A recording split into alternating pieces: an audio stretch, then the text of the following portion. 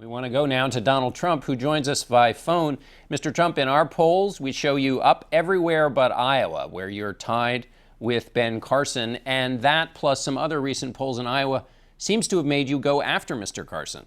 Well, I don't understand Iowa because, frankly, I just left, and we had tremendous crowds and tremendous enthusiasm. And, frankly, even to be tied, I'm a little surprised. I know that I'm very honored by what's happened in New Hampshire and in South Carolina. It's amazing results, amazing. But I think that Iowa, it has that same incredible feeling. We had a rally there the other day, and it was so intense, and there was so much love in the room. So I'm actually surprised, very surprised, that I'm even tied in Iowa. Let me ask you about some things you said about Ben Carson. In Florida, you said, I'm Presbyterian.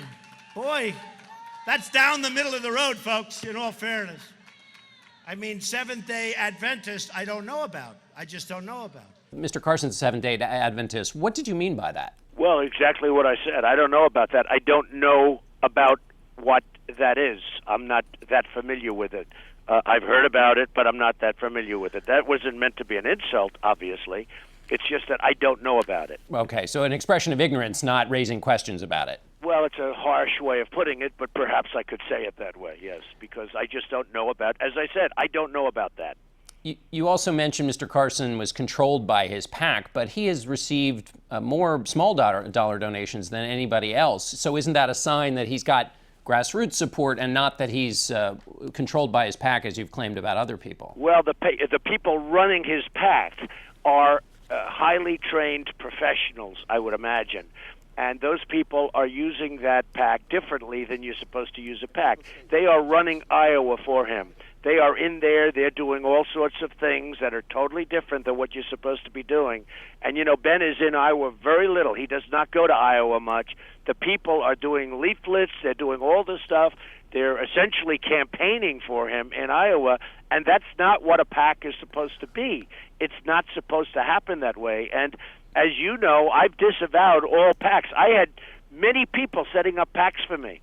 And we sent letters last week saying we we respect them, we love them, assuming it's all on the up and up, because I don't know, these people run PACs. I don't know what they do with everything, but certainly for the ones that are doing it with the right intention. But we disavowed all PACs, every one of them, John, and every candidate should do the same thing. This whole PAC concept is fraught with problems, and I think you're going to see tremendous problems with PACs over the years, and I am disavowing all PACs. I don't want anybody. I'm self-funding my campaign. Other than the little contributions where people send $7 and $50 and $100. We love that because that's an investment. That's a real investment in our country and the campaign. But other than that, I have totally. I don't want any money, and I think that people should disavow. Candidates should disavow their PACs. Let me ask you about another one of your challengers. Let's listen to something that Jeb Bush said recently. I got a lot of really cool things that I could do other than sit around being miserable, listening to people demonize me and me feeling compelled to demonize them. That is a joke. Elect Trump if you want that. So he says you're a demonizer. Well, look, I'm trying to say it like it is. His campaign is in disarray. He paid one person $1.3 million, and he's languishing way, way back in the PAC.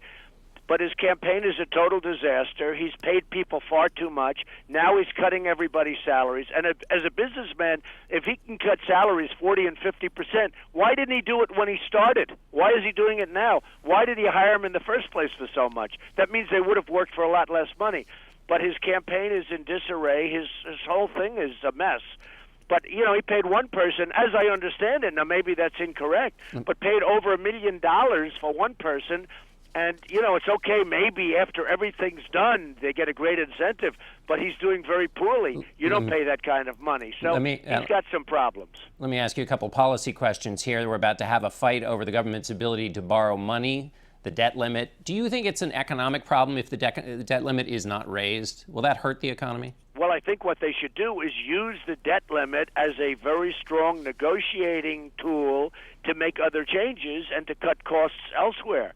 The Republicans don't know how to negotiate, to be honest with you. I'm a Republican. It's embarrassing to watch them negotiate. But do you... I mean, John Boehner said the other day he will not use the debt limit. He will not close. Well, I'll tell you what, when you say that, you have now given everything to the Democrats and to President Obama because they have their way 100%. But let me ask you about that question of the debt limit. Do you think that if it's breached, that's an economic problem? Leaving aside the question of negotiation, do you... Because there's a debate about that. I don't want to say, and I'll tell you why. We should use it as negotiation, and the problem we have in this country, we're so predictable, whether it's with ISIS or with Iraq or with the negotiation of a debt limit.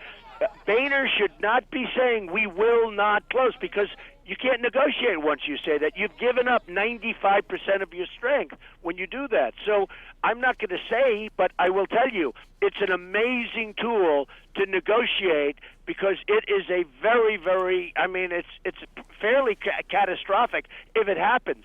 But some people are willing to go through that in order to win, and by the way, and I'm not saying they shouldn't be, in order to win and in order to cut the kind of costs. There is so much waste and so much fat. It's like Jeb Bush's campaign. There's waste and there's fat, and he's trying to solve the problem. But see, a person like that cannot solve the problem of the country, because the country has the same problem that he has. Very quickly here, the last question. Balancing the budget, it's the number one thing in our polls say Republicans say they want. How fast would you, as a president, balance the budget? And we're running out of time here. Well, I'd like to do it as quickly as possible, and I'll be able to cut far better than anybody else, and I'll be able to bring jobs back far, far better than anybody else. Nobody will be close. All right, Mr. Trump, thanks so much for your time. Thank you very much.